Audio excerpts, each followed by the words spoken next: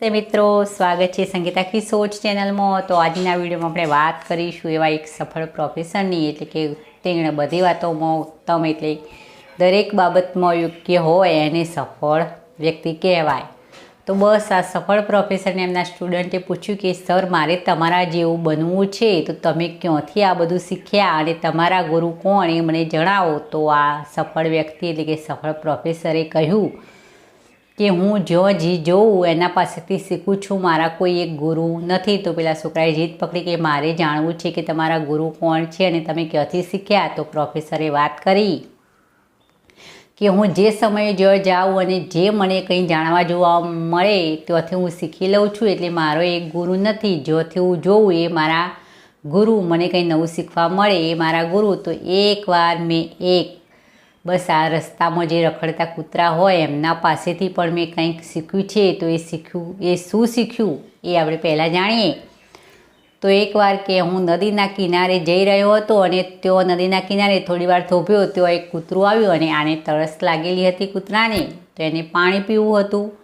તો એ નજીક ગયો નદીની, તો એનો પડછાયો દેખાયો કૂતરાને, તો એને લાગ્યું કે અંદર બીજું એક કૂતરું છે। તો એને જોઈ અને ભસવા લાગ્યું અને થોડું પાછું પડી ગયું। ફરીથી એ પાણી પીવા ગયું તો ફરીથી એનો પડછાયો દેખ્યો, તો ફરીથી એ ભસવા લાગ્યું અને પાછો પડી ગયો। આ કૂતરાને એમ લાગતું હતું કે અંદર બીજું કોઈ મારા જેવો જ છે। તો સામસામી બસ આ રીતે ભસવાનો અવાજ કરી અને પાછો પડતો એને ડર હતો કે હું જાઉં એ જગ્યાએ બીજો કોઈ એનો અધિકાર જમાવી રહ્યો છે, છતાં પણ એને ખૂબ તરસ લાગેલી હતી। તો એને એકદમ કૂદકો લગાવી અને પાણીમાં પડ્યો, તો બસ પાણીમાં કંઈ હતું નહીં અને એ પોતાની તરસ છીપાવી અને નીકળી ગયો। આ જોઈને કૂતરા પાસેથી હું શીખ્યું કે આ કૂતરાને એટલો બધો ડર હતો છતાં પણ એને છલાંગ લગાવી દીધી। તો બસ છલાંગ લગાવવાથી ડર ગાયબ થઈ ગયો, કારણ કે ત્યાં કોઈ હતું જ નહીં। તો હું એના પાસે શીખ્યો કે ગમે તેટલો ડર હોય છતાં પણ આપણે પ્રયત્ન તો એકવાર કરી જ જો એ શીખ્યો। તો બસ એક કૂતરાને મેં ગુરુ બનાવી દીધો। પછી બીજી વાર હું શીખ્યો તો એક ચોર પાસેથી શીખ્યો। હું એક મોટા શહેરમાં ગયો હતો અને ત્યાં મને રાત્રે રોકાણ માટે કોઈ જગ્યા મળતી ન હતી। તો એક જગ્યાએ હું ગયો, તો એ જગ્યાએ એક વ્યક્તિ હતો। તો મેં પૂછ્યું કે હું અહીંયા રાત્રે રોકાઈ શકું? તો પેલા ચોરે કહ્યું, વ્યક્તિએ કહ્યું કે હું ચોર છું ભાઈ, તારે મારી પાસે રોકાવું હોય તો રોકા। તો હું ત્યાં રોકાયો અને સમય એવો હતો કે મારે ત્યાં 2-3 દિવસ રોકાવાનું થયું। તો હું ત્યાં એ ચોરની સાથે 2-3 દિવસ રાત્રે રોકાયો। તો એ ચોર પોતાના ઘરેથી બીજે ચોરી કરવા જતો અને એને કંઈ ના મળે છતાં પણ ખુશ થતો અને કહેતો કે આજે તો કંઈ મળ્યું નથી મને, પણ હવે બીજી રાત્રે તો કંઈ ના કંઈ મળશે, એમ પોતાના રીતે આનંદમાં રહેતો। એ જોઈ અને મેં ચોરને ગુરુ બનાવી અને એ શીખી લીધું કે કંઈ પણ આપણું કામ સફળ ના થાય છતાં પણ આપણે આશા રાખવી કે બીજો પ્રયત્ન આપણો સારો જવાનો। તો મેં ચોરને ગુરુ માની અને આ વાત સ્વીકારી લીધી કે પ્રયત્ન કરતા રહેવું, આજે કંઈ ના મળ્યું તો કંઈ નહીં, પણ ફરીથી તો પ્રયત્ન કરવાનો। પછી ત્રીજી જગ્યાએ હું શીખ્યો તો એક સ્ટુડન્ટ પાસેથી શીખ્યો।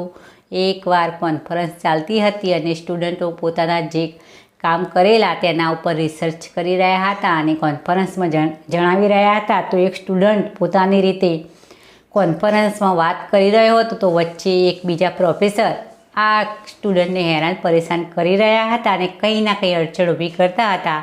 તો બસ અચાનક આ પ્રોફેસરે મીણબત્તી સળગાવી દીધી અને કહ્યું કે આ આગ આવી ક્યાંથી એ તું મને હાલ જણાવે તો તું આ રિસર્ચને યોગ્ય ગણાય। તો પેલો સ્ટુડન્ટ થોડી વાર મુશ્કેલીમાં મુકાયો, પણ થોડી ક્ષણો વિચાર્યા પછી એને તરત જ એ મીણબત્તી ઉપર ફૂંક મારી દીધી અને ઓલવી નાખી અને તરત જ કહ્યું કે સર, તમે મને જણાવો કે અચાનક આ આગ ગાયબ ક્યાં થઈ ગઈ એ તમે મને જણાવી શકો તો તમે પણ શીખવાડવા લાયક યોગ્ય પ્રોફેસર ગણાવો। તો પેલા આ વાક્ય સાંભળી અને પેલા પ્રોફેસર એકદમ નીચે બેસી ગયા અને પોતે કબૂલી લીધું કે હું શીખવાડવાને યોગ્ય નથી પણ શીખવાને યોગ્ય છું। તો આ જોતા અને આ સાંભળતા મેં પણ એ શીખી લીધું કે કોઈ પણ વ્યક્તિ ગમે તેવું કોઈ ગમે તે હોય એને શીખવી શકે છે, એટલે કે ગમે તે પાસેથી કંઈ ના કંઈ શીખતા રહેવું જોઈએ। તો બસ આપણા જીવનમાં પણ જો આપણે સફળ થવું હોય તો દરેક વ્યક્તિ પાસેથી જે જગ્યાએ આપણે જઈએ અને આપણને કંઈ નવું જાણવા જોવા મળે તો એમાંથી આપણે પણ કંઈક ના કંઈક શીખવું જોઈએ. તો બસ આ રીતે આપણે એક સફળ વ્યક્તિ એટલે કે ઉત્તમ વ્યક્તિ બની શકીએ અને આપણે પણ જીવનમાં આગળ આવી શકીએ. તો મિત્રો, વિડીયો પસંદ આવે તો એક લાઈક અવશ્ય કરું, બીજાની સાથે શેર પણ કરો અને આવી અવનવી મોટિવેશન વાર્તા સાંભળવા મારી આ ચેનલ સંગીતા કી સોચને જરૂરથી સબસ્ક્રાઈબ કરી ફરી મળીશું નવા કોઈ વિડીયોમાં નવી વાર્તા સાથે.